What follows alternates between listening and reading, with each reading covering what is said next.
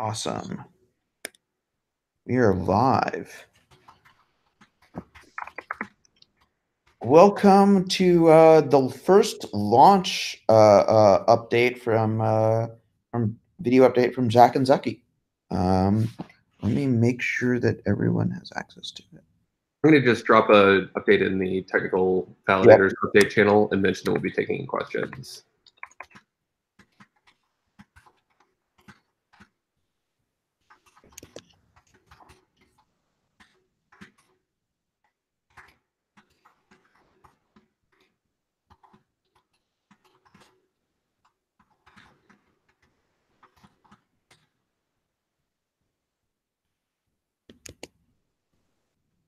All right. Happy Monday, Zaki. Happy Monday. Okay. Cool. I have no idea whether or not the UI changed or whether or not no one is watching this. Well, the UI did definitely change, at least for the management side of things. So who knows? Good old Google products. Indeed. Changes that don't tell anyone. Okay. Let's get into it. Yeah. And let me make sure Riot's open.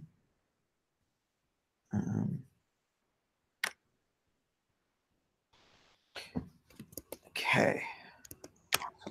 Okay, so here's what's going on launch-wise.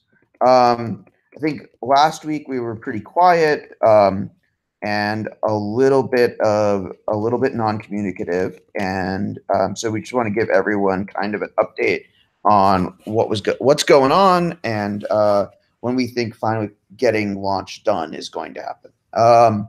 Also last week was the very successful Iris launch. Very similar code base. I think everyone should feel excited. Good precedent for the Cosmos launch. So 2 weeks ago on Friday, we got a report of a simulation failure that came in from our auditors, and that sort of started this little bit of a rabbit hole that ran for kind of all of last week, where a really interesting edge case, where a validator was both redelegated and slashed in the same block, caused us to lose track of coins. Do you think that's a good description of what happened? Yeah, absolutely. One thing that I would add there is it's very small amounts of coins. So we have a series of invariants, i.e. there's X number of coins. There can only be this number of coins. If state has a different number, then we need to stop the chain and figure out what's going on. So these invariants helped us catch this this accounting issue. It's very small fractions. That's the only thing I would add. So yeah, and then we were also realizing that if there are with slashing events, that there was also we were losing tiny fractions of coins due to a rounding error. So those were the bugs that were kind of like breaking everyone's head last week, and the issues were real small. And it was definitely challenging to track them down. By Friday, we had a good handle on what was the sort of root cause. So we've got some fixes in the works. The other bug that we caught over the weekend, or I guess sometime on Friday, late Friday Pacific time, was one of the things that we want to launch with transfers disabled. The primary motivation for launching with transfers disabled is we're not really sure how validation is going to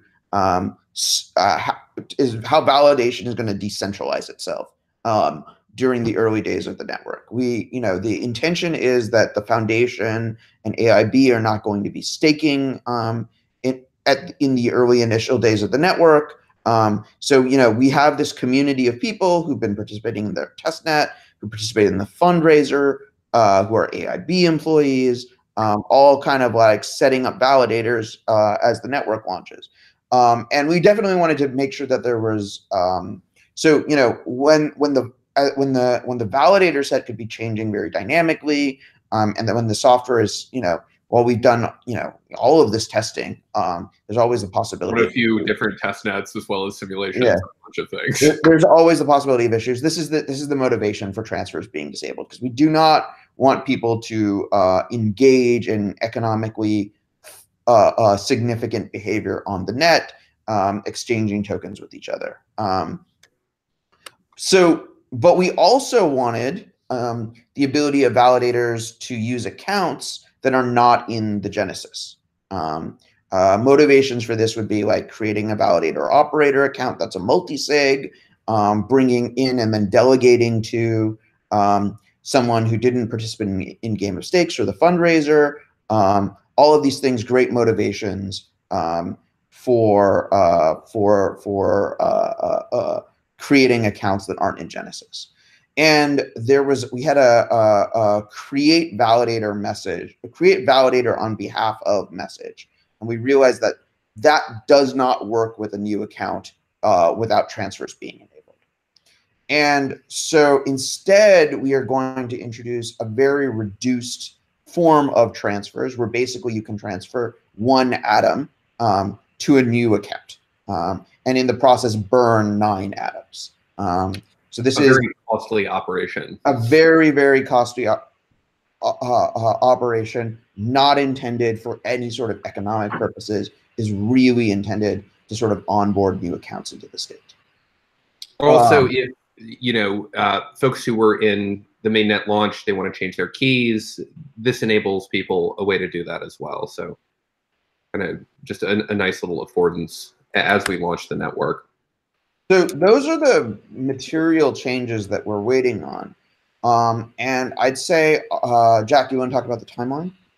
Yeah, for sure. So in the Cosmos Validators channel, I dropped a milestone where we're tracking this progress. If you go to the Cosmos SDK repo on GitHub, it's milestone 15, and it's entitled 0.330 launch. There's a few issues and a few pull requests there. So each of the issues has essentially an associated pull request. So the issues that are blocking launch are on there right now. Validator creation updates. This is what Zaki was talking about, that message create validator on behalf of, which didn't work. That work is being tracked in that issue, and there's an associated PR, validator creation updates. Also ready for review, multi-message anti-handler, Jay's proposal is a part of that work. Another piece we need to update to the latest Tendermint release, which is a little bit of housekeeping, which I will take care of this afternoon. That's update to Tendermint 0.3.1 final. And then the simulation work is also being tracked on there. So those, from a software perspective on the SDK, those are the 3 issues that are remaining. We have clear paths to implementation and resolution for each of those issues and should have them resolved by end of day. This morning when we discussed at the SDK stand-up, we will be cutting a release probably first thing tomorrow morning.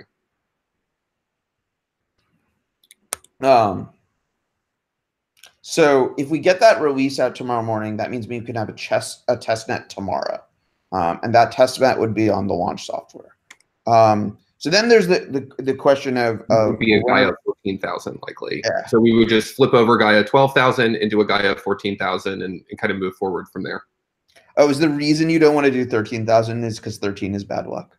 Well, buildings don't have a 13th floor. Why should our test net? I don't know. Just a thought. I'm open to, is 13 a lucky number in some cultures? Because if that's the case, then we might. For some people, it's a lucky number. Well, fair enough. Maybe we stick with 13 then.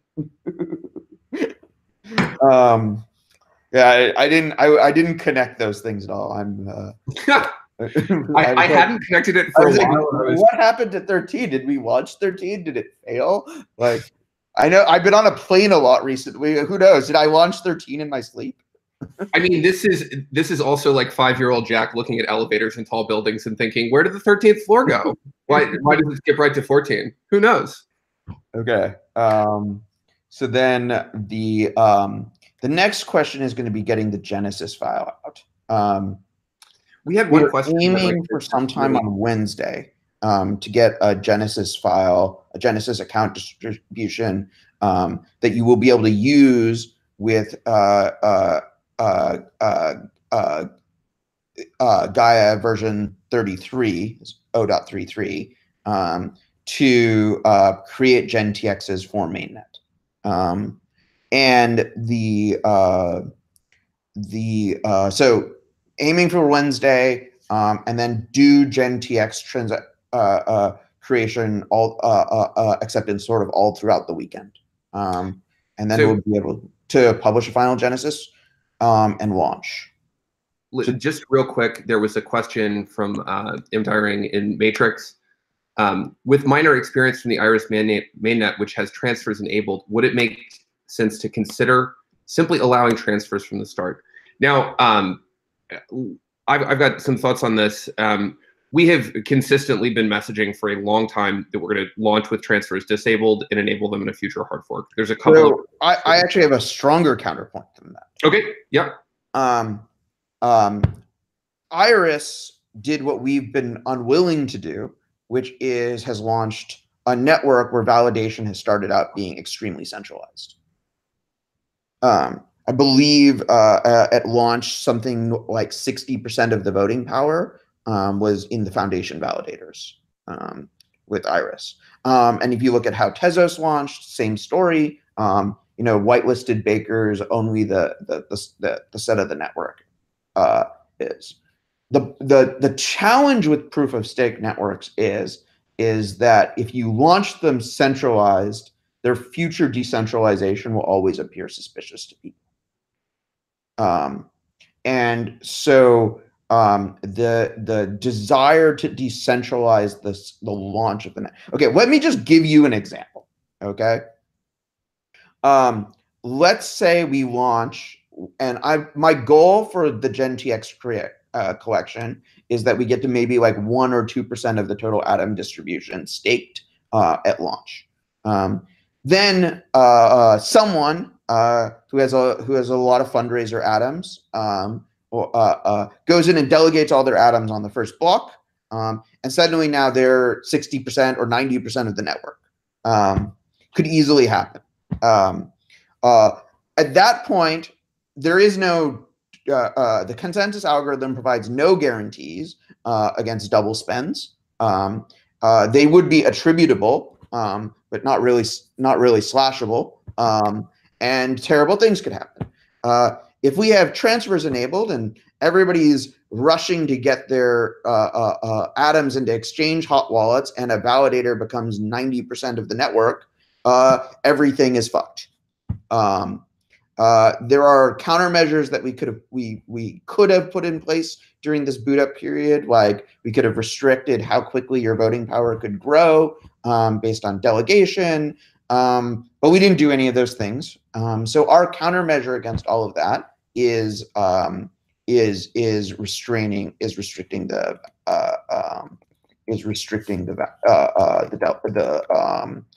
restricting transfers kind of until validation stabilizes. Our goal, my vision would be, once validation is once we have reached like a sizable percentage of total atoms being staked, we can safely enable transfers through a hard fork. Awesome. Diring, does that make sense? Yeah, it's Martin. Martin, that's right. And then just to reiterate what we were talking about earlier before we took a little detour there, the two major launch blockers are, one, this software release, and number two, the Genesis file being released. Once we have both of those, we will begin the Genesis transaction collection and start the official launch countdown that won't stop. So that's kind of where we're at right now. Yep. Yeah. Otherwise, it just this is like a risk management strategy for decentralized. So Zaki, we've discussed pretty significantly the sort of risk factors for delays in launch due to software, and sort of went through all the issues there. As far as the Genesis file, what are some things that could delay launch from that side of things? And do you want to talk about? factors? Mostly, so the foundation is working on, you know, getting all of the people. So there's a blog. So here's all the stuff that has to be done with that Genesis file. One, there's a blog post about how the Genesis file was constructed, total token distribution, lockups, all of that. Those people, how the fundraiser and pre-fundraiser activities get mapped into the Atom distribution. All of that stuff is sort of needs to get out there. Then there's just testing of custody of like our custody of the funds. All of that stuff has sort of been percolating through. There's like 1 or 2 game of stakes addresses that are still outstanding. And so it's just been this like sort of logistical kind of like process to pull all these pieces together to get a Genesis state. It's quite an impressive herd of cats I've seen you assemble over the last couple of weeks, Zaki. I'm impressed. Yeah. So, I mean, I think the herd of cats seems to have. There just seems to be like only a small number of cats that are still loose. And I have a lot of time today and tomorrow to work on getting this all together. Nice. So those are the that's kind of what's in play. Let's see. Should we talk a little at all about post launch? Yeah. So just to clarify to everybody, like all else being equal, all of this sequence of events puts us to like a March 11th final launch day. Is kind of where we're at. That week of March 11th, the first couple of days there. Yep. As far as post launch, I think it might be helpful to talk about some expectations as far as network upgrades. Yeah, let's talk about expectations about network upgrades. Because as we've mentioned, we're planning this hard fork 3 weeks to a month after launch. So within that time frame that will enable transfers, there's also probably a couple of small state machine breaking updates that we will also include in there. And then this is something that we've talked about quite a bit. I think the validator community is aware of it, but we are planning network upgrades relatively frequently, at least until the release of IBC. And many of those upgrades may or may not be breaking and may require a full network restart. So we have been messaging this in the past. It's just something that I want to make sure that we're discussing and is on folks' radars. This is going to be the upgrade path for the network, especially in the early days. Yeah. Anything else to add to that? The goal with the Cosmos Hub is to get to a network that A, updates relatively infrequently, and B, is rock solid, stable with 6 nines of uptime or beyond. All the nines. I want all of the nines. Every 9, all nines. Asymptotically approaches 100% uptime. This is kind of our vision for the hub. Is the hub becomes this extremely rock solid piece of software, but there's quite a bit of distance between where we are in mainnet and where we are at this mainnet launch milestone and that vision. And so 2019 should be expected to be a year of frequent updates. The frequent updates also help mitigate problems that we haven't solved in Tendermint yet, like state sync and pruning, though those are both high on the list of things that will get solved. There's an open PR from our work being worked on collaboratively with some of the team on the Binance chain and some of the Tendermint team to try and get state syncing up, and state syncing is going to be awesome. But so this is just, again, this is all about managing expectations. Expect a chain that's going to be, updating about once a month. Expect there to be halts during those upgrades, and we'll all get better at this together. Another Another note, one of those major features that we're looking to enable over the coming year is IBC. So this dream of interchain operability that Cosmos is based on, we will be launching soon. We've also begun a standards process for IBC. If you take a peek at my Twitter, I've linked the repo where we're doing that. It's Cosmos/ICS. ICS would stand for Interchain Standards. And we're going to be doing, especially after launch, quite a bit of work on developing specifications for this in anticipation of implementation. So working from spec through implementation, pretty standard. We're going to have an open call out for anyone who wants to contribute to this spec. I'm going to be holding bi-weekly meetings on this. Once we have a launch date finalized, I'll set the first one of those for the week after launch.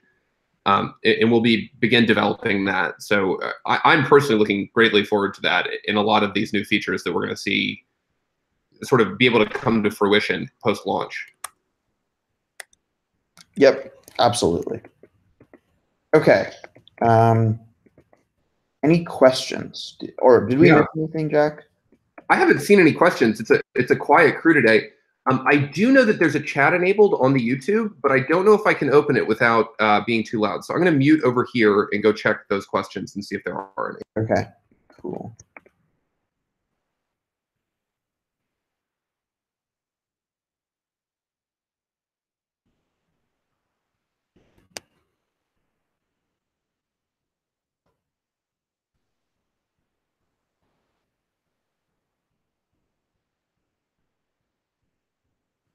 They are chatty over there. Oh, really? Oh, yeah. So there are people watching us. I was pretty sure it was just Martin. Yeah, I know, right? You used to see a little ticker in the bottom of the screen of how many people who were watching on the YouTube. Okay. So Dean asks a question. What percentage of atoms do you expect to be staked? I suspect we will be in the 50-60% range at least. Yeah, when I first was hearing about the system design, I was kind of worried that this number was going to be low, but talking to delegators and validators, I'm having a feeling that it's going to be towards that 50-60%. I mean, we've also seen it with, with the rapidly increasing number, the amount of staking on Tezos, and the amount of staking that there is on Loom's plasma chain. We're already seeing a lot of prior evidence of intense demand to stake your atoms. Yeah, I also think that our validator community, out of all of the other proof of stake protocols out of there, we will get that number up there. Caitlin has a question. Callan, I'm sorry. Is it any mobile light client on the roadmap? So we don't need to RPC to full nodes. Yes, mobile light clients are on the roadmap. There's a couple of technical blockers to that, but that is definitely on the roadmap, and we do plan on supporting that use case. Yeah, one of the challenges is really complex queries. So it's kind of unclear whether or not the right solution for mobile. There's a lot. There are engineering questions that remain open about how to enable a great light client experience for a piece of software like the hub. Tendermint and the Cosmos SDK can design applications that can provide a really great light client experience today. But when you start having complex features like fee distribution and governance, especially too, you get into these more difficult questions. Because right now, and to dig into that a little bit, right now the way that we're querying data is we're querying the Tendermint store, putting together a view, and then returning that to the client. That's different than querying specific nodes on the Merkle tree and returning those along with proofs. So a lot of the queries that we have right now for complex state queries don't return Merkle proofs necessary for this light client stuff. We need to design a better experience for that. It is on the roadmap, and it's definitely something that we're working on. Yeah. Mayor Roy has a question. Is the KMS being audited, or is it outside the boundary of the audits, given it was made by inclusion, not AIB? The KMS was made under contract by the ICF, and it is in scope for an audit for the same audit that's also auditing Voyager. So there is going to be auditing on the KMS, but not for launch. So my point of view on the KMS is validators, if you're planning on using it. So the first thing I will say is if you're going to use the KMS, you definitely want to isolate the network connection between Tendermint and the KMS. Secret connection and there's probably going to be a whole longer conversation about our plans to change secret connection over the next couple of months. But there are definitely issues with confidentiality and authentication in secret connection related to the handshake. And so a lot of this has to be is going to be is going to be one of those breaking changes to the network that's going to have to happen. So if you isolate the network connection, my personal opinion is I think secret connection or KMS is a good addition. I'm starting to work on actually getting a double sign protection file out. And I know Chorus One has a fork of the KMS. And if I'm not sure what you guys' plans with that are, but if you want to do any audit coordination around then, this would be like you would need to do so ASAP. Chorus One, you're watching us. Holler at us. Let's do that. Okay, let's see. Chorus One did have a question as well. The burn atom transaction can be used to recover any proportionate amount of tokens from the reserve pool. Did this get implemented? I don't believe so. We are not planning to add any additional transactions pre-launch, so I don't think this will be added anytime soon. Yep. Mayor Roy also says that they will open source an audited version of the KMS as well. Okay. Yeah, if you guys want to do any coordination with the audit, there's an audit of the KMS starting soon. Minnow Peterson says, am I correct in thinking that it is very important that atoms are mostly delegated? Yes, it is important that a high percentage of the atoms are delegated. We have aligned the incentives in the network to ensure that those atoms do get delegated, and we've done a lot of in-person work with atom holders as well as validators to ensure that we have a network that's stable enough to hold that. So that is important. Any other questions before Zaki and I sign off here?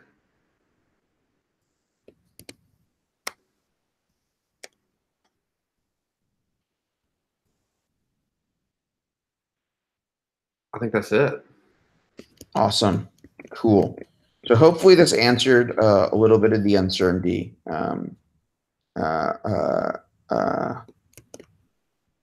and if anyone has any questions or any more uncertainty, at me. Hit me up on Twitter or wherever. I think you've unleashed unleashed the storm. But Okay. Cool. Thanks, guys. Right. Unleash the storm. But, Later, everybody.